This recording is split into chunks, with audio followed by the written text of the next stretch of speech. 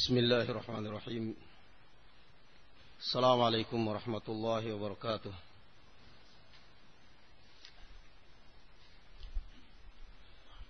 إن الحمد لله نحمده تعالى ونستعينه ونستغفره ونعوذ بالله من شرور أنفسنا وسيئات أعمالنا. من يهده الله فلا مضل له ومن يضلل فلا هادي له. أشهد أن لا إله إلا الله وحده لا شريك له وأشهد أن محمدا عبده ورسوله لا نبي بعده. يا أيها الذين آمنوا اتقوا الله حق تقاته ولا تموتن إلا وأنتم مسلمون. يا أيها الذين آمنوا اتقوا الله وقولوا قولا سديدا يصلح لكم أعمالكم ويغفر لكم ذنوبكم ومن يطع الله ورسوله فقد فاز فوزا عظيما. أما بعد، فإن خير الحديث كتاب الله تعالى وخير الهدي هدي محمد صلى الله عليه وسلم وشر الأمور محدثاتها فإن كل محدثة بدعة وكل بدعة ضلالة وكل ضلالة في النار. أعاذنا الله وإياكم من النار. أيها الإخوة والأخوات, kaum muslimin dan muslimat yang semoga dirahmati oleh Allah Subhanahu wa taala. Di antara nikmat Allah Subhanahu wa taala terhadap umat manusia yang tidak terhitung nilainya dan mulianya adalah dihalalkannya pernikahan oleh Allah Subhanahu wa taala untuk menyalurkan dengan cara yang benar, dengan cara yang halal, yang dinamakan barakallahu fikum naluri atau insting manusia, yang memang sudah dikatakan oleh Allah Subhanahu wa taala, zuyyina lin-nasi hubbus syahawati minan nisa wal banina wal qanatiril muqantarati al-ayat.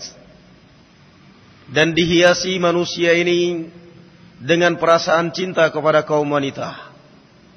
Antara kedua lawan jenis saling mencintai dan saling jatuh cinta satu dengan yang lainnya. Ini adalah tabiat manusia.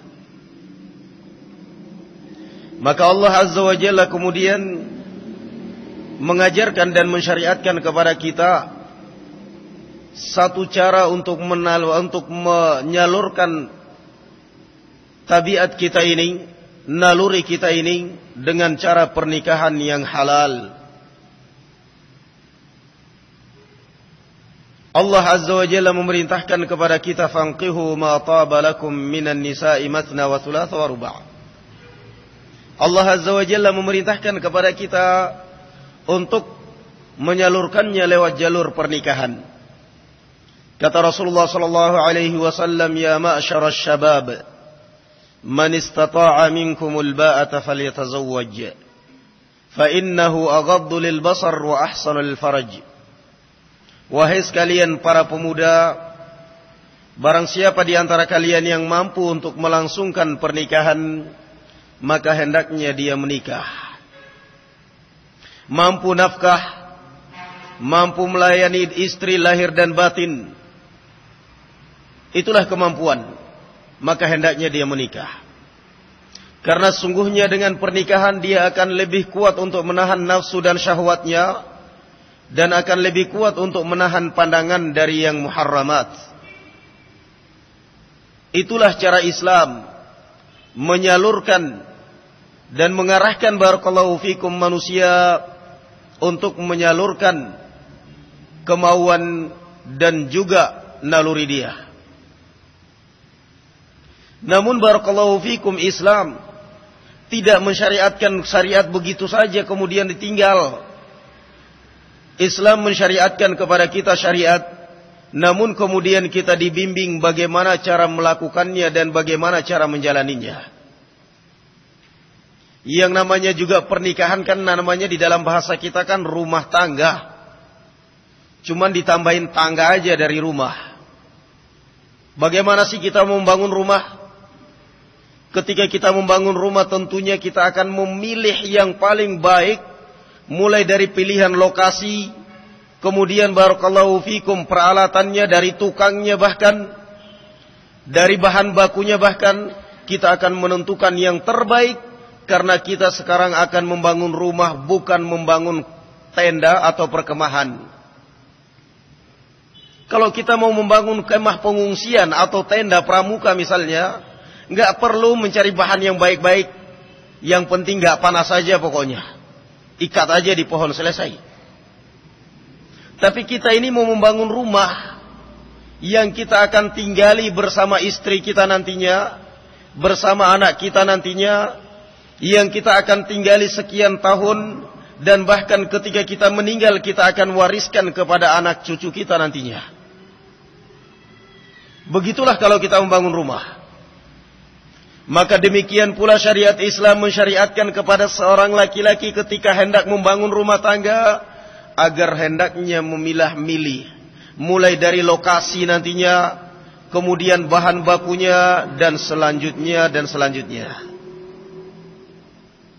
Apa lokasinya?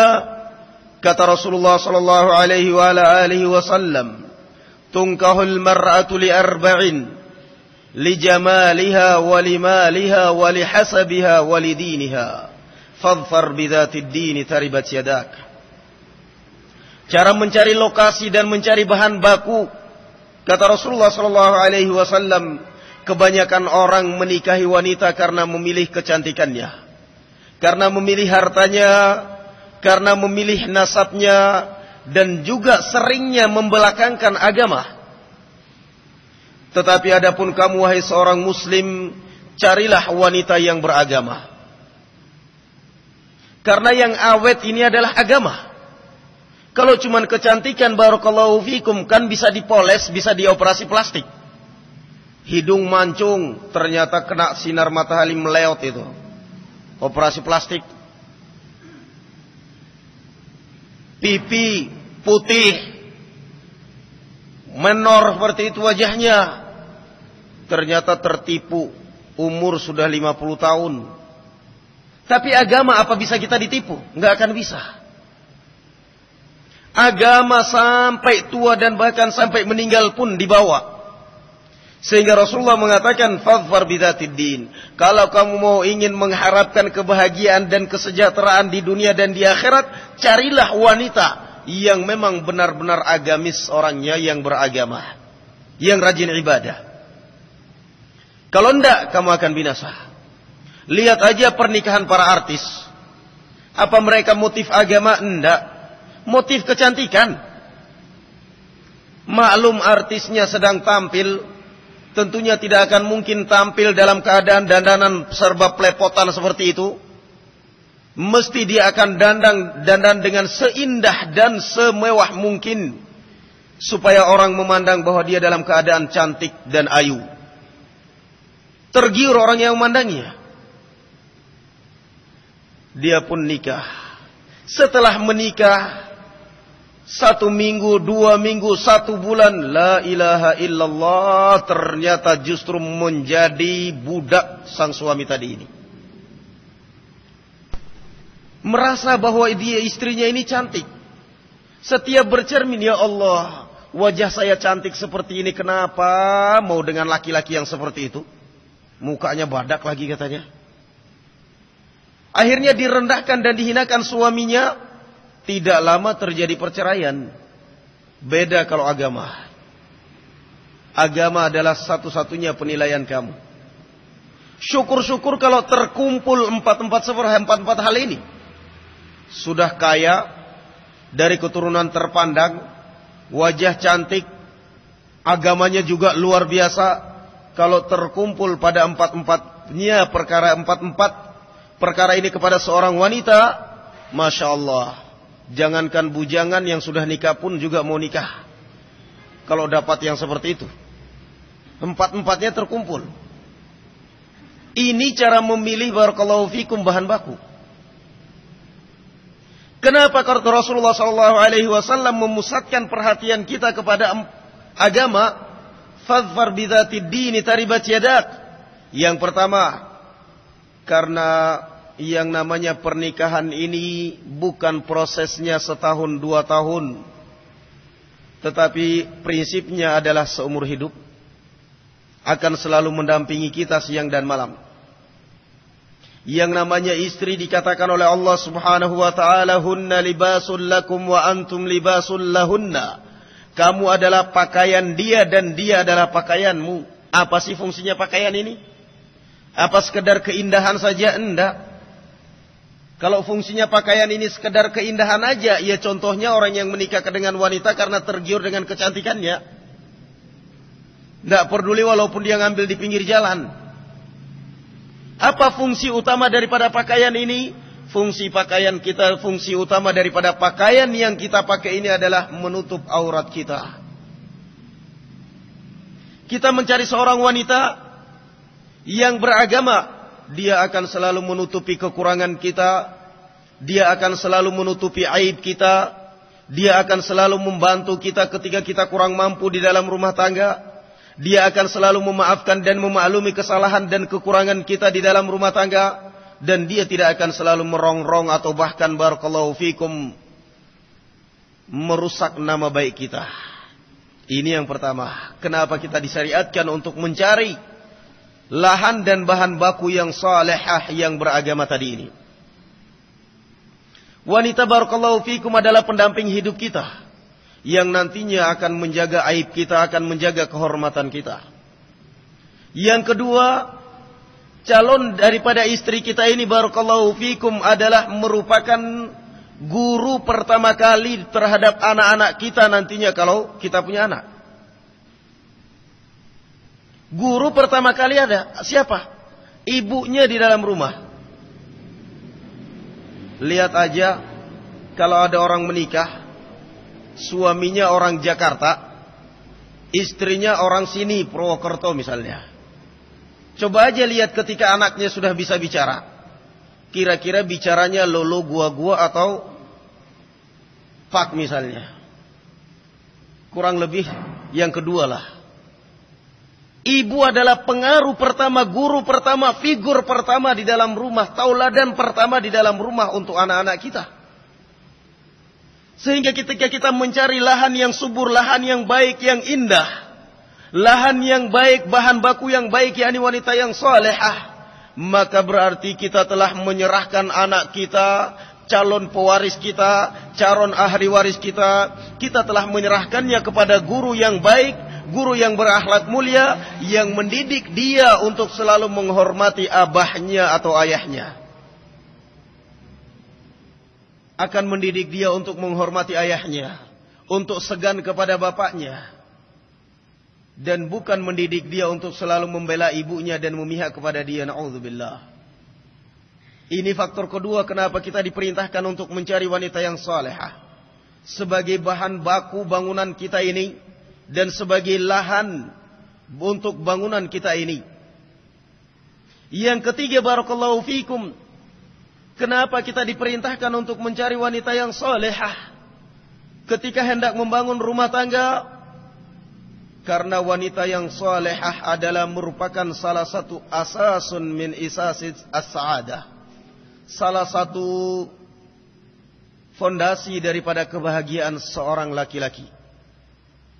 Kata Rasulullah sallallahu alaihi wasallam, arba'un minas sa'adah, 4 kebahagiaan, wa arba'un minas syakawah, dan 4 kesengsaraan.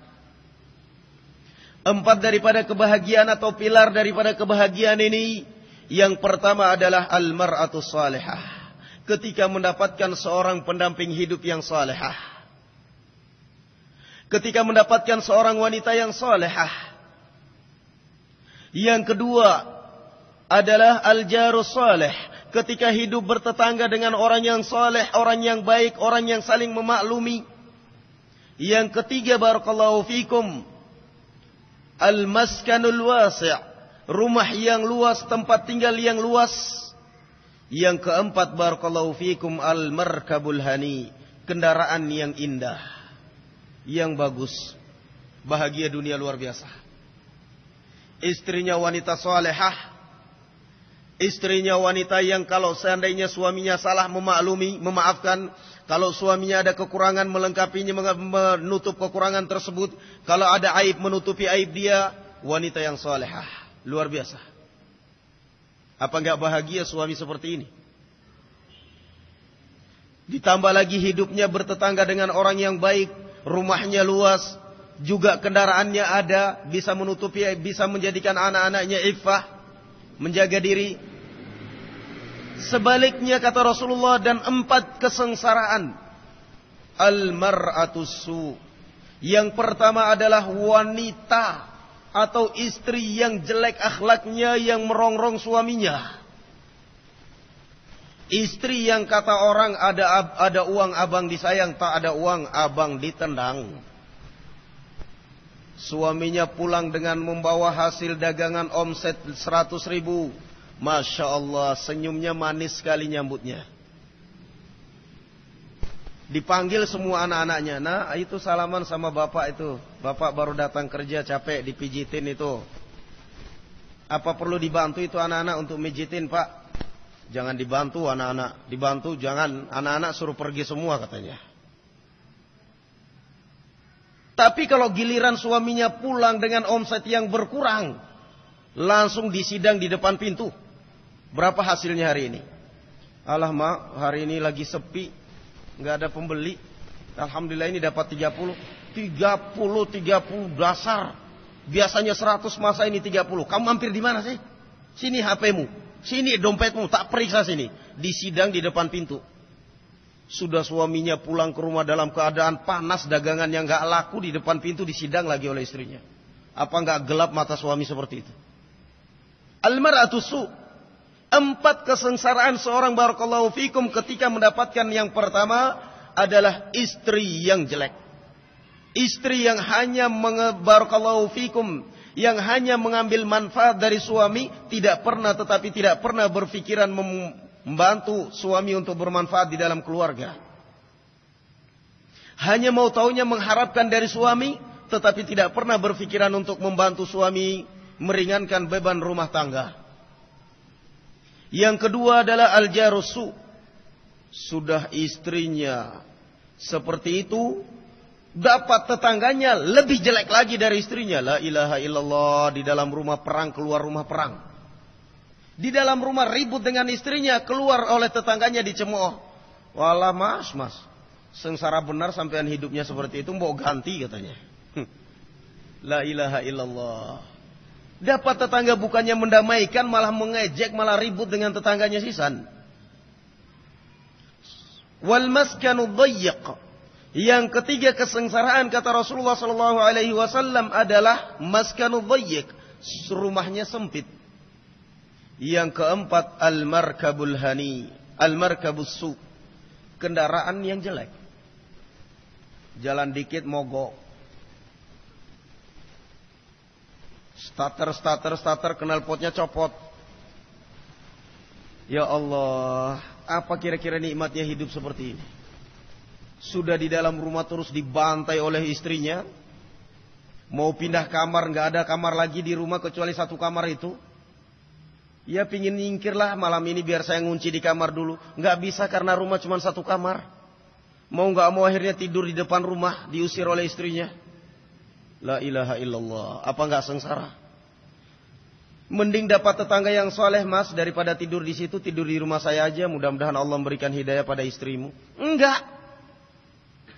Lewat tetangganya, wah rasain, puas loh katanya. Apa nggak sengsara hidup seperti itu?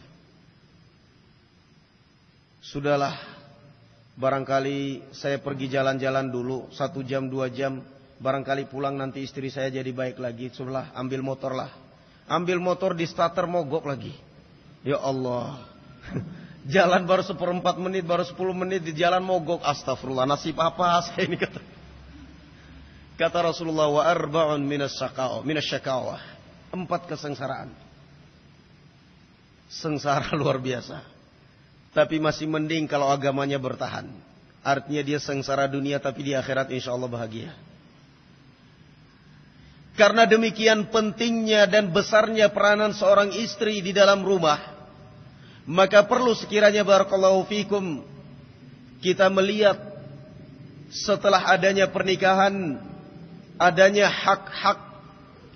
hak yang wajib ditunaikan oleh istri dan suami di dalam rumah tangga, dan juga kewajiban istri dan suami untuk mempertahankan rumah tangganya.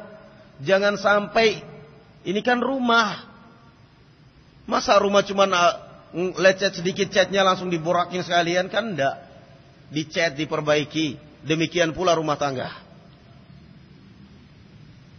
Kita lihat misalnya bagaimana Rasulullah sallallahu alaihi wasallam atau bagaimana Allah Azza wa Jalla memberikan kepada kita dua konsep di dalam kehidupan rumah tangga yang bahagia.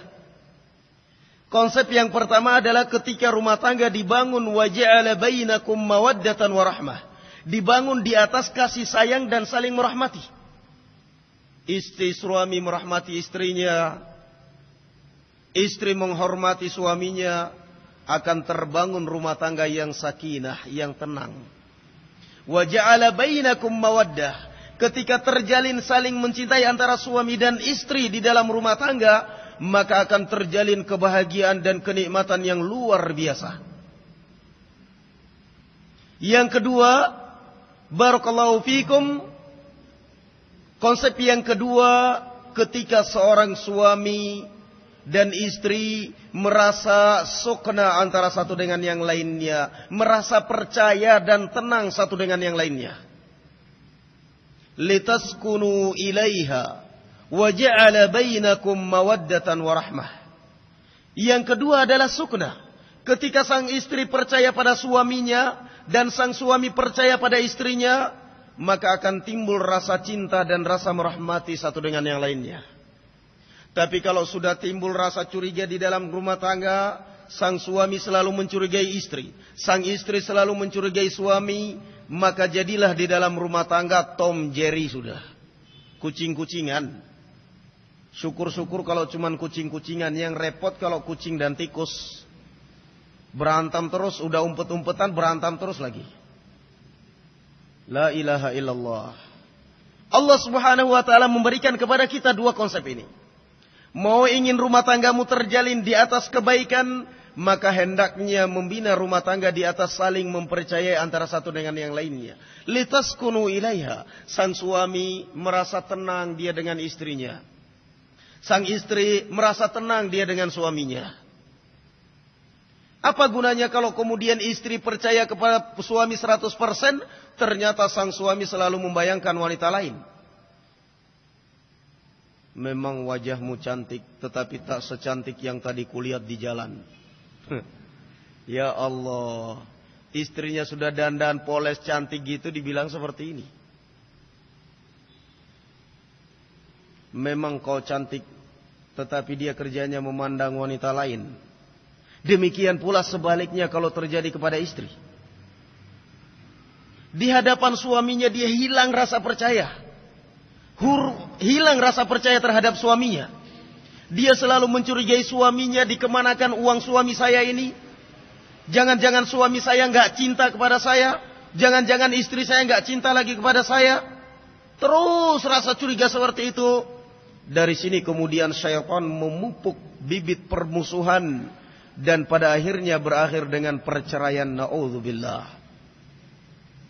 Lihat bagaimana Islam mengajarkan kepada kita untuk selalu litaskunu ilaiha wa ja'ala bainakum mawaddatan warahmah. Masing-masing merasa tenang, merasa percaya. Saya sebagai istri, saya harus percaya dengan suami saya. Saya harus taat. Saya sebagai suami, saya juga harus percaya kepada istri saya. Kan kita diharamkan di dalam Islam untuk tajassus, untuk mengintai atau memata-matai siapapun.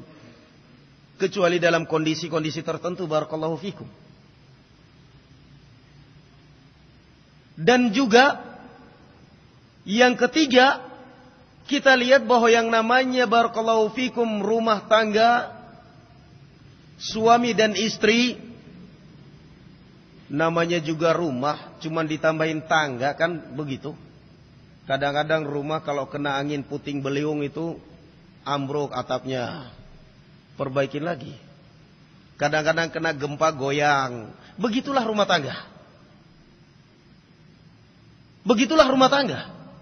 Awal malam pertama, awal waktu kenalan pertama, Masya Allah, ngomongnya serba sayang. Dikit ada batu di depannya, awas deh, hati-hati ada batu, nanti kesandung. Atau kalau perlu ntar deh tak singkirkan itu batunya, padahal cuma kerikil doang. Nikah setelah punya anak satu, lain lagi bahasanya, awas ada batu. Mulai kasar dia. Setelah punya anak dua, lain lagi bahasanya. Mata lu taruh di mana sih? Mulai kasar dia. Setelah punya cucu, ada batu di depannya didorong. Awas ada batu. Didorong pakai tangan sampai jatuh. Yang namanya rumah tangga kita ini kan rumah tangga. Mesti ada problem dan mesti ada masalah di dalam rumah tangga. Salah kalau ada orang mengatakan membangun rumah tangga tanpa problem. Ya salah. Siapa yang bisa membangun rumah tangga tanpa problem? Kira-kira bisa enggak? Enggak bisa. Membangun rumah tangga tanpa problem enggak bakal bisa. Memangnya istrimu itu malaikat apa? Kalau istrimu malaikat, kamunya malaikat, ya jelas tanpa problem memang. La ya'sunallaha ma amarahum. Tapi kamu itu monungso dan istrimu juga monungso. Sehingga kamu mau mendambakan, mau membangun rumah tangga tanpa problem, nggak bakal bisa. Tauladan kita Rasulullah Shallallahu Alaihi Wasallam ada nggak problem di dalam rumah tangganya? Coba jawab dengan jujur. Ada apa enggak? Ada kan? Ada. Bahkan sampai pernah menceraikan Hafsah radhiyallahu anha. Kemudian beliau merujuknya kembali atas syafaat dari Umar bin Khattab radhiyallahu anhu. Isya berapa menit lagi Isya?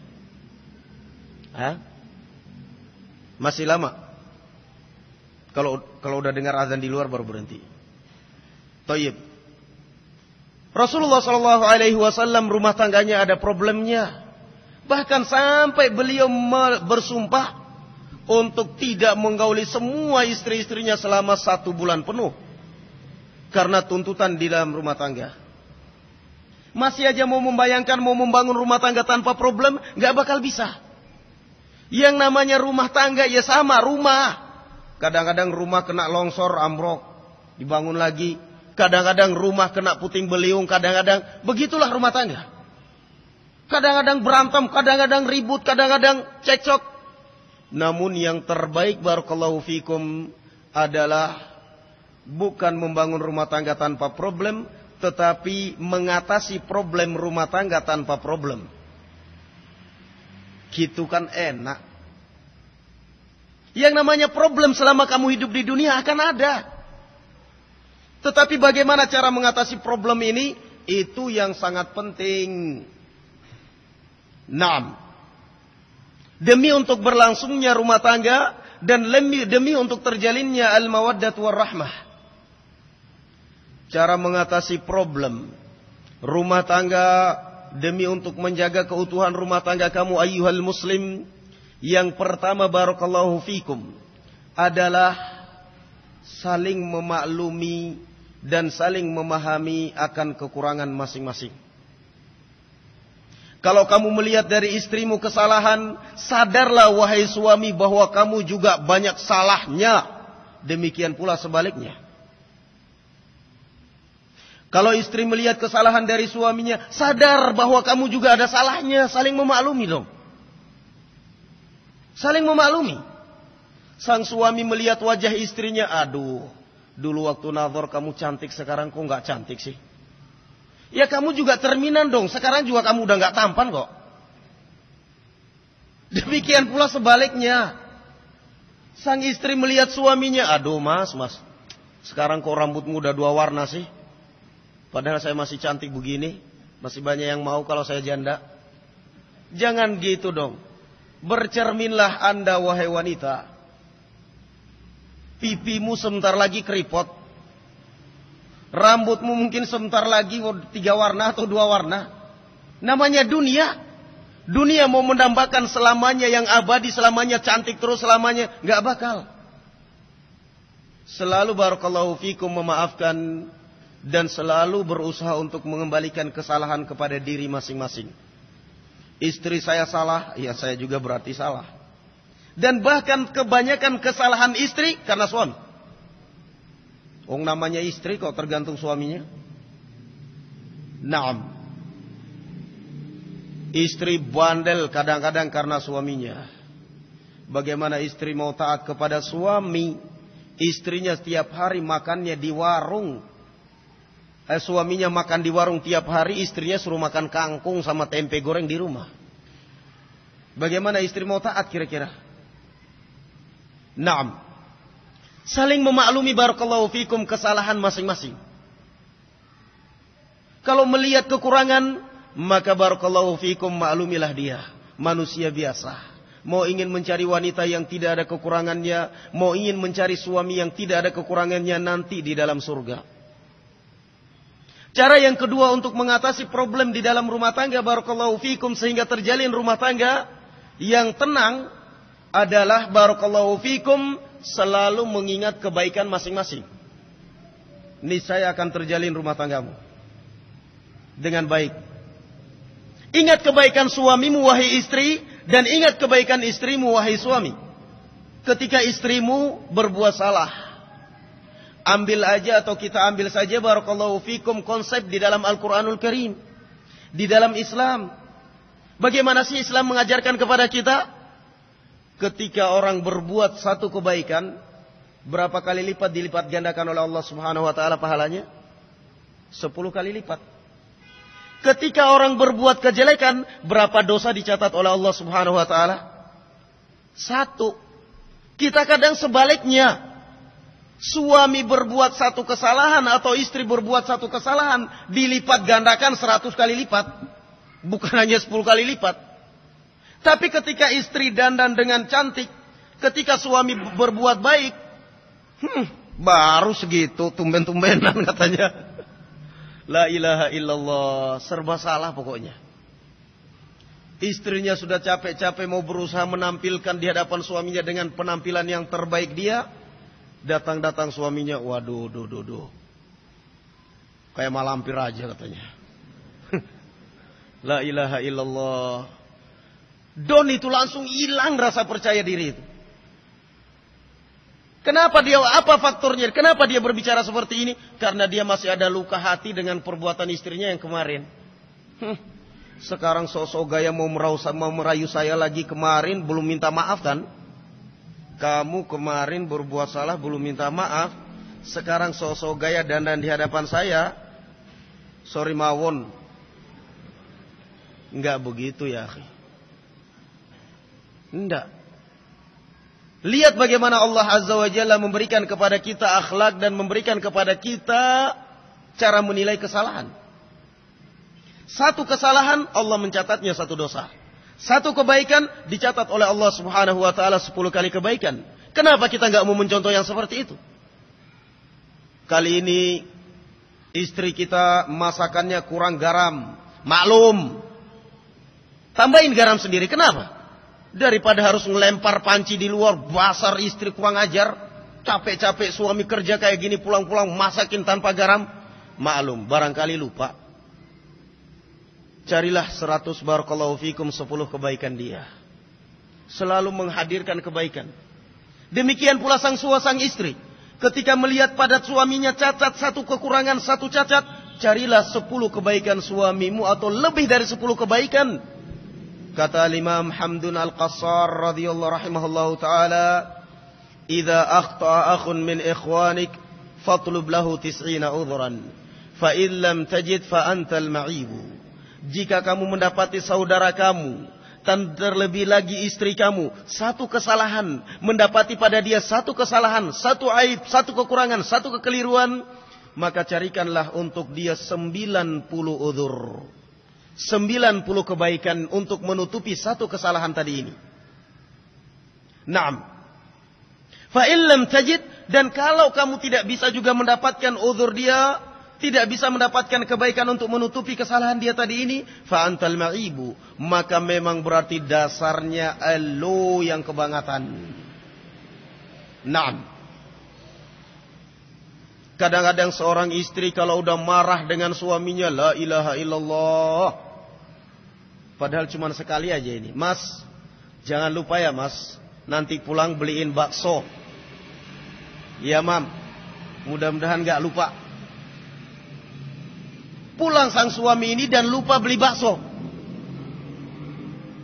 Assalamualaikum, kata suaminya. Waalaikumsalam. Iya mas, gimana mas? Buka pintu mah, iya buka. Baksonya mana mas? Aduh lupa mah. Lupa, memang kamu kebiasaan sudah. Dari dulu kamu memang sudah terbiasa begitu. Kamu memang kamu. Makanya saya itu terpaksa nikah sama kamu. Terpaksa tapi udah punya anak 6. Terpaksanya aja punya anak 6. Gimana gak terpaksanya? Maklum dong. Kalau memang dia lupa ya sudahlah, namanya manusia lupa. Apa salahnya kalau disambut? Kok bisanya lupa sih mas? Ayo beli bareng ya. Capek? Ya sudah, kalau capek sini udah masuk aja, nggak usah. Nanti besok lagi insya Allah. Lapang dada. Carilah uzur, saling mas barakallahu fikum, mengingat kebaikan masing-masing. Demikian pula sang suami. Kalau kamu melihat kesalahan pada istrimu hari ini dan kemarin dan keesokan harinya, carilah barakallahu fikum kebaikan dia supaya kamu tetap merahmati dia dan kamu tetap sayang pada istrimu. Ingat masa-masa pengantin barumu. Tado kalau orang yang pacaran, ingat masa-masa pacaranmu. Waktu pacaran katanya dunia milik kita berdua. Kata tukang becak, saya di mana bang katanya. Setelah nikah, ya Allah ternyata masih banyak wanita yang lebih cantik dari kau. Enggak begitu kan? Ingat masa-masa barakallahu fikum harmonisnya. Ingat masa-masa perjuangannya barakallahu fikum kalian berdua. Naam. Seorang laki-laki misalnya melihat kejelekan dari istrinya, melihat mungkin kesalahan pada istrinya, ingat, alhamdulillah walaupun istri saya ini salah kali ini saya akan maafkan dia. Dulu saya ini orang miskin. Selalu setiap melamar orang tua pada kurang ajar. Melamar ke sana kemari mesti ditanya kerjanya apa mas. Ditolak terus gak pernah diterima. Wah, benar-benar kurang ajar pokoknya. Melamar berapa wanita yang saya lamar mesti ditolak. Giliran saya datang ke rumah orang tua bapak satu ini. Saya melamar, saya disambut dengan baik oleh calon mertua saya. Oh ya mas, gak apa-apa. Kalau saya sih yang penting agama. Masalah kerjaan insya Allah nanti Allah memberi rezeki. Saya dengan lapang dada menerima lamaranmu. Nanti pernikahannya saya juga biayain semua, gak apa-apa. Semua biaya dari saya juga gak apa-apa. Nanti saya kasih modal, kalian juga gak apa-apa. Masya Allah, keluar calon pengantin laki-laki yang diterima lamarannya ini tadi. Karena merasa besar kepalanya sampai nabrak pintu itu. Saking senangnya, jedok di pintu dia. Karena senangnya. Ingat bagaimana masa-masa bahagia seperti ini. Dulu saya melamar ke sana kemari ditolak, saya diterima oleh wanita ini, oleh orang tua wanita ini. Maka bagaimanapun saya akan memaafkan dia, saya akan mempertahankan rumah tangga saya akan berjuang demi untuk kelangsungan rumah tangga saya karena ini adalah kebahagiaan masa depan saya. Nah, mengingat kebaikan masing-masing. Yang repot kalau sudah satu kesalahan mengingat kesalahan yang lain. Saya minta maaf mas, atas omongan saya tadi memang kasar. Sekarang minta maaf. Kemarin gimana? Belum minta maaf kan? Ya sudah saya minta maaf juga yang kemarin. Yang dulu ayo gimana? Ya sudah saya minta maaf juga yang dulu mas. Yang waktu malam kedua pengantin baru ayo gimana? Oh ya repot. Istrinya berusaha untuk membalas. Lah jangan gitu dong mas, jangan hitung-hitungan. Saya juga kalau ngitung-hitungan juga mas kan banyak salahnya. Kurang ajar ya. Perempuan berani-berani bicara kayak gitu di hadapanku. Kamu itu rakyat saya ini pemimpin katanya. Ar-rijalu qawwamuna 'alan nisa. Saya ini pemimpin, jangan macam-macam. Itu bukan pemimpin, Mas. Itu namanya preman. Kalau namanya pemimpin itu memimpin rakyat biar makmur, biar tenang, biar sejahtera. Bukan pemimpin tolak pinggang di hadapan masyarakatnya. Itu namanya perbudakan. Yang namanya pemimpin bagaimana masyarakat hidup tenang, bagaimana masyarakat makmur. Itu bukan pemimpin, namanya preman. Na'am barakallahu fikum. Saling mengingat kebaikan masing-masing. Sudah masuk Isya belum? Apa karena lagi asyik dengarin masalah pernikahan sehingga lupa Isya? Mana sih panitianya, udah masuk Isya belum? Gimana? Azan dulu baru kita sholat, atau azan dulu baru lanjut terus sholat, atau gimana? Ada jamaah dari luar gak biasanya kalau azan?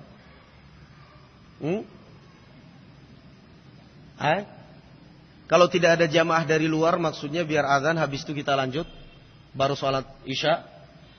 Gimana, gitu aja dulu ya? Thayyib, azan baru kita lanjutkan. Barakallahu fikum.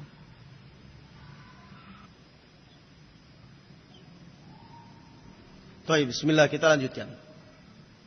Suatu contoh misalnya, bagaimana seorang suami selalu mengingat kebaikan istrinya, Rasulullah sallallahu alaihi wasallam. Kata Aisyah radhiyallahu anha, "Ma ghirtu ala ahadin min azwajin Nabi sallallahu alaihi wasallam ma ghirtu ala Khadijah. Wa ma ra'aituha qat." Kata Aisyah radhiyallahu anha, aku tidak pernah cemburu terhadap satupun di antara istri Rasulullah sebesar cemburuku terhadap Khadijah. Padahal aku enggak pernah ngelihatnya. Khadijah enggak pernah dimadu. Rasulullah waktu nikah dengan Aisyah, dengan Khadijah enggak ada madunya.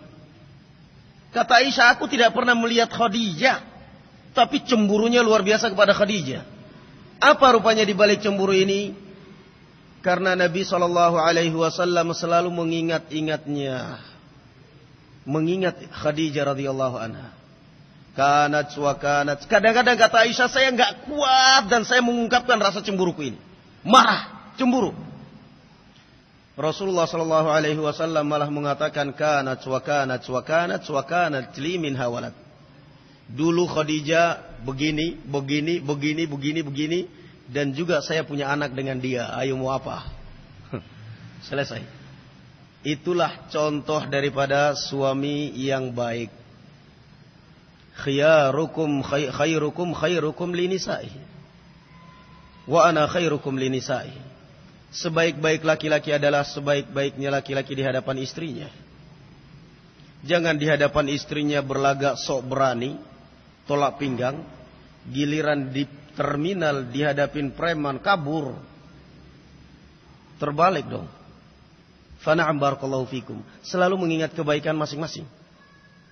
Ketika melihat kesalahan satu dari kesalahan itu, ingatlah kebaikan istri Anda. Ingatlah kebaikan suami Anda, niscaya akan terbangun rumah tangga di atas mawaddah warahmah. Ingat kebaikan masing-masing. Lah yang repot kalau istrinya salah atau suaminya salah, yang dibayangkan selalu wanita yang lain atau laki-laki yang lain. Coba dulu kalau saya nikah dengan wanita ini, nggak bakal terjadi seperti ini sepertinya. Sabar dulu. Yang namanya wanita mau sesoleh-solehah apapun, tetap akan terjadi masalah. Hanya saja cara kamu di dalam menyelesaikan problem dan di dalam menyelesaikan masalah rumah tangga. Hilangkan. Semua kesalahan dihapus dan dihilangkan. Demikian pula istri. Jangan menabung file, membikin file suami, kesalahan suami di dalam otaknya. Setiap kesalahan satu dicatat, dua dicatat, tiga dicatat. Kapan suaminya satu sekali berbuat kesalahan, terus diingat. Jangan. Hilangkan masalah, kejelekan itu semua, dan selalu mengingat kebaikan masing-masing. Akan terbangun rumah tangga di atas kasih sayang dan rahmah. Kadang-kadang maaf saja seorang suami, seorang ayah kadang enggak punya rasa rahmah.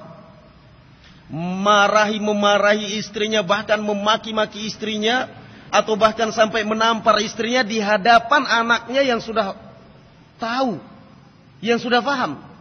Kira-kira ini bapak apa yang seperti ini? Sedang makan ini sama anak-anaknya yang sudah berumur 7 tahun, yang sudah tahu, yang sudah memaknai pembicaraan. Istrinya dimaki-maki, kamu kurang ajar, kamu gak taat kepada suami, kamu biadab, kamu ini. Apa akhirnya? Secara tidak langsung bapak ini mengajarin anak-anaknya untuk berani pada ibu mereka. Bapak kita aja ngomongin ibu kita kok. Secara tidak langsung, tanpa dia sengaja, tanpa disuruh, anak pun akhirnya berani pada uminya. Kenapa? Ayahnya yang ngajarin. Di hadapan anak-anaknya, bahkan kadang dipukul, Bahkan kadang barakallahu fikum dimaki-maki, naudzubillah, di hadapan anak-anaknya. Diingatkan anak-anaknya, Pak, jangan gitu dong Pak, kasihan Ummi, kasihan Mama Pak, jangan digituin. Diam kamu. Kalau enggak kamu tak pukul sekalian. Sok jagoan di dalam rumah. Enggak benar ya. Enggak benar. Rasulullah sallallahu alaihi wasallam melarang kita di dalam rumah tangga, wa inna min haqqihinna 'alaikum, dan termasuk hak daripada istri kalian adalah, kata Rasulullah sallallahu alaihi wasallam, an tut'imaha idza ta'imta, engkau memberi makan sebagaimana engkau makan, wa an taksuha, dan engkau memberikan kepadanya pakaian, wala tadribul wajha wala tuqabbih wala tahjur illa fil bait, dan jangan engkau memukul wajahnya, dan jangan engkau mengatakan qabbahakillah, atau jangan engkau mengatakan semoga Allah melaknatmu, atau jangan engkau mengatakan kamu jeleknya luar biasa. Jangan. Kalaupun kamu menghajar dia, mendiamkan dia, diamkan dia di dalam rumah. Naam, itu haknya istri terhadap kita. Walahunna mislul ladzi 'alaihinna bil ma'ruf walirrijali 'alaihinna darajah.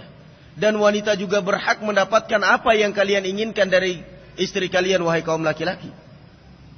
Naam, saling memaklumi kesalahan, kemudian barakallahu fikum selalu menghadirkan kebaikan masing-masing, akan terjalin rumah tangga dan akan terbangun rumah tangga dengan tentram dan nikmat yang luar biasa.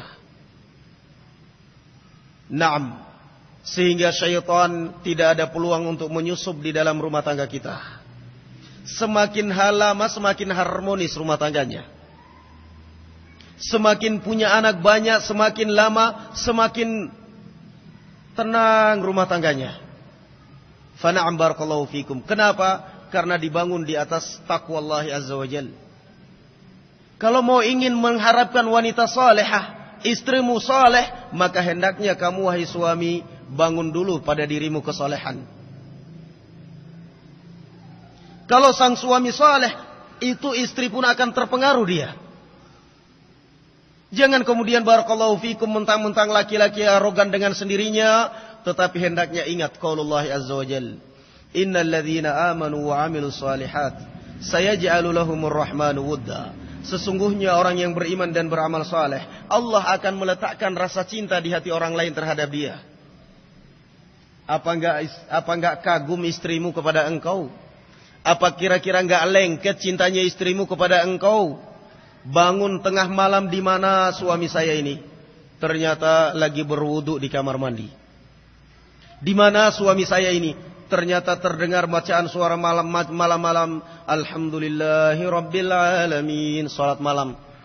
Apa enggak lengket cintanya istrimu kepada engkau? Demikian juga kamu wahai istri. Tapi bagaimana istri enggak marah bangun jam 2, mana suami saya? Motor kok enggak ada? Kemana ini orang? Kabur kemana, mabur di mana? Pulang-pulang ditanya, Mas dari mana sih Mas malam-malam gini? Cerewet banget loh, diam kenapa sih? Lama-kelamaan karena istrinya sering marah, sering cemburu, sering begini, telepon Ustadz. Ustadz bagaimana menghadapi istri yang cemburunya kebablasan? Masa keluar sebentar aja ditanyain dari mana? Pulang-pulang kenapa lama-lama? Kenapa duitnya berkurang? Bagaimana menyikapi istri yang seperti ini Ustadz? Kata Ustadznya, udah nikah aja lagi. Sederhana aja jawabannya. Memangnya kambing apa? Tinggal ngambil aja di jalan gitu. Bukan urusan gampang, ada tanggung jawab, ada urusan di belakangnya. Ternyata dia sendiri yang salah. Bagaimana enggak cemburu, bagaimana enggak cemberut, bagaimana enggak cerewet? Biasanya kan ngantor kan jam 1 pulang. Ini ngantor jam 1, jam 2, jam 3 belum pulang-pulang. Ya wajar dong. Telepon Mas, ini udah jam 1:30 kok belum pulang. Biasanya jam 1 pulang. Wajar kan dia curiga. Semestinya sebagai suami ketika melihat istrinya cemburu, bangga dia, alhamdulillah berarti istriku cinta pada aku. Aku bangga dia. Mestinya bangga. Iya Mas, sabar, ini lagi ada urusan dikit, insyaallah ntar lagi pulang. Tapi kalau mungkin satu hari tiap hari begitu, ya curiga orang. Ternyata pulang-pulang, Mas, pinjam HP-nya, Mas. Lihat SMS. SMS-an dengan teman kantornya. Siapa teman kantornya ini? Wanita. Ini SMS siapa, Mas? Alamak, jangan mikirin itu, mah. Itu teman kantor aja, nggak ada apa-apa. Loh, caranya aja kan sudah salah. Kalau teman kantor ngapain harus SMS-an? Toh tiap hari ketemu di kantor. Tiap hari kan ketemu di kantor. Kenapa harus SMS-an segala? Mestinya ada udang di balik batu katanya. Jadi barakallahu fi, kalau mau ingin dicintai oleh suamimu wahai istri, kalau mau ingin dicintai oleh istrimu wahai suami, bangun pada dirimu amal saleh. Istri suami saya pulang jam 3 siang dari kantornya, nggak khawatir. Hari ini hari Kamis, puasa kok dia. Nggak bakal mampir di warung makan enak kok dia puasa. Tadi malam sahur, pulang-pulang masih puasa. Saya nggak takut. Kan enak, cinta dia. Tapi kalau suami nggak pernah puasa, nggak pernah sholat malam, jam 2 malam, jam 1 malam, tahu-tahu ninggalin rumah keluar, istri bangun, mana suami saya? Lihat motor di garasi, nggak ada motor, kemana ini orang? Lihat mobil, nggak ada mobil, kemana ini orang? Tanpa pamit lagi, ditelepon, HP-nya nggak aktif, aduh, ada apa-apa ini mesti ini. Ya wajar rumah tangga berantakan kalau seperti itu. Mau ingin membangun rumah tangga, bangunlah di atas ketaatan kepada Allah Subhanahu wa ta'ala. Tunaikan hak masing-masing. Sang suami menunaikan hak istri, sang istri juga menunaikan hak suami, saling memaklumi kalau ada kekurangan, saling memaklumi kalau ada kesalahan, memaafkan kalau ada kesalahan, bukan menunggu kamu harus minta maaf sama saya harus minta maaf sama kamu. Enggak perlulah. Udah maafkan aja dengan sendirinya, kenapa sih? Kenapa sih? Na'am barakallahu fikum. Begitulah yang namanya menjalani rumah tangga ayyuhal muslimun. Mesti akan ada problem. Mesti akan ada masalah. Tetapi kita harus ingat bahwa Allah Subhanahu wa ta'ala mengajarkan kepada kita cara mengatasi problem rumah tangga yang terbaik demi untuk kemaslahatan di dalam rumah tangga kita. Jaga lisan, jaga pandangan, jaga hati. Niscaya biidnillahi ta'ala akan terbangun rumah tangga kita dengan baik. Akan berjalan rumah tangga kita dengan baik. Kalau istri kita percaya kepada kita, kita jangan menyia-nyiakan kepercayaan dia kepada kita. Demikian pula sebaliknya. Bangunlah rumah tangga kita barakallahu fikum di atas kasih sayang, di atas rasa rahmah antara satu dengan yang lainnya. Karena Rasulullah SAW juga sering mengingatkan di dalam banyak hadis supaya kita hendaknya banyak-banyak berwasiat dan banyak-banyak menjaga istri kita, karena bagaimanapun dia adalah tanggung jawab kita. Bagaimanapun dia adalah tanggung jawab kita. Kalau kita barakallahu fikum selalu menuntut hak kita dari istri kita, maka kita juga harus menunaikan haknya. Kamu menuntut istrimu supaya berdandan, kamu juga tampilkan di hadapan istrimu dandanan yang baik. Sebagaimana yang dilakukan oleh Ibnu Abbas radhiyallahu anhu.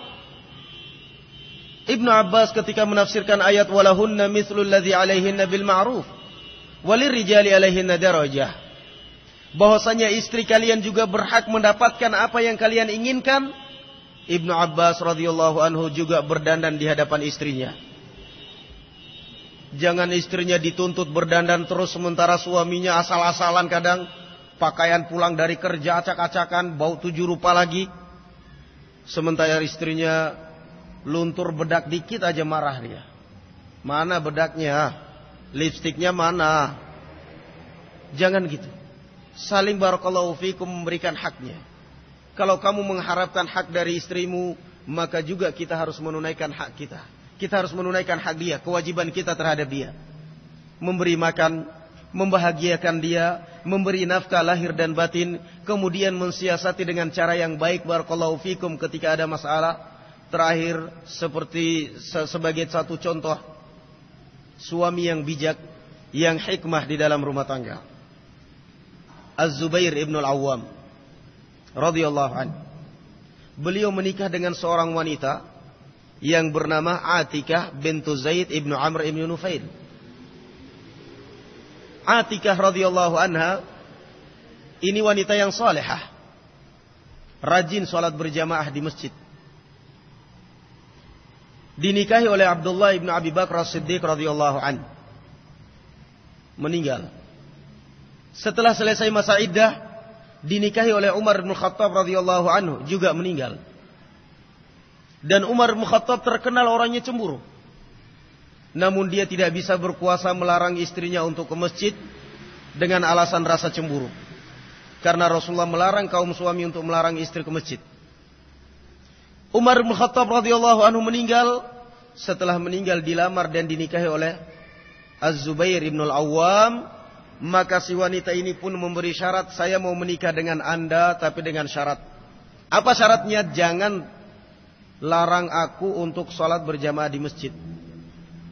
Oke lah, saya terima syaratnya. Yang penting pokoknya saya mendapatkan engkau. Namanya laki-laki memang kadang-kadang kebangetan kalau sudah demen dengan perempuan. Cuman putus cinta aja naik tower sampai mati kadang. Seakan-akan wanita gak ada lagi di dunia ini. Kalau sudah tergila-gila dengan wanita, kadang na'udzubillah, sudah nikah pun masih rela membujang dengan prinsip kutunggu jandamu katanya. Masih rela membujang dia. Saya udahlah nikah gak apa-apa. Nikah dia. Setelah nikah sang suami ini, ya Allah, antara dua. Istrinya cantik, keluar ke masjid, cemburu dia. Terbakar hatinya ini dengan cemburu. Sementara ingin melarangnya juga gak punya hak karena Rasulullah melarang. Dia pun mensiasatinya. Daripada dia harus mengatakan di hadapan istrinya, kamu mulai sekarang syaratnya tak batalkan, kamu harus tunduk saya sebagai penguasa. Enggak. Apa caranya? Suatu saat ketika sholat isya, maklum zaman dahulu gak ada listrik, gelap gulita. Tahu ini istrinya mau ke masjid, dia pun cepat-cepat ke depan, melangkah ke depan dan ditunggu di pinggir jalan. Begitu lewat istrinya ini, pas istrinya lewat, ditepuk bokongnya, dipukul bokongnya ini, kepuk. Habis itu pergi dia. Keesokan harinya azan salat, tetap aja di rumah ini istrinya ini. Ditanya, "Loh itu udah azan, kenapa kamu gak ke masjid? Itu udah azan, sana ke masjid." Kata dia, "Fasadan nas." Kata istrinya, "Saya udah gak mau ke masjid lagi, udah rusak orang-orang ini. Memang laki-laki ini udah pada rusak. Masa orang ke masjid aja gak aman? Saya ke masjid tadi masa dirayu di sana, ditepuk bokongku." Dia merasa sebagai wanita yang cantik, wanita yang terhormat, wanita muslimah yang solehah, gak mau diganggu kehormatan dia. Padahal yang nepuk suaminya sendiri. Cuman maksudnya apa? Suaminya ingin, terbakar rasa cemburu, cinta kepada istrinya, tapi dia juga gak mau melarang, gak mau juga berbenturan dengan syariat, gak mau juga bersikap keras kepada istrinya. Apalagi sudah disyaratkan. Caranya yang jitu adalah seperti itu, disiasati. Ini contoh istri ya suami yang benar-benar hikmah di dalam menyelesaikan dan mengatasi problem rumah tangga. Antara rasa cemburu dengan cinta dan syar'i. Na'am barakallahu fikum. Ini di antara contohnya. Bagaimana seorang suami di dalam mensiasati rumah tangga sehingga berjalan rumah tangga di atas barakallahu fikum sakinah, ketenangan, al-mawaddah warahmah. Ini barakallahu fikum ya ikhwan yang dapat saya sampaikan dalam pertemuan singkat kali ini. Dan juga materinya pun barakallahu fikum al-afu minkum. Karena materinya pun juga dadakan. Yang saya persiapkan adalah daurah tadi di Masjid Banyumas. Sehingga barakallahu fikum apa adanya. Dan mudah-mudahan bermanfaat.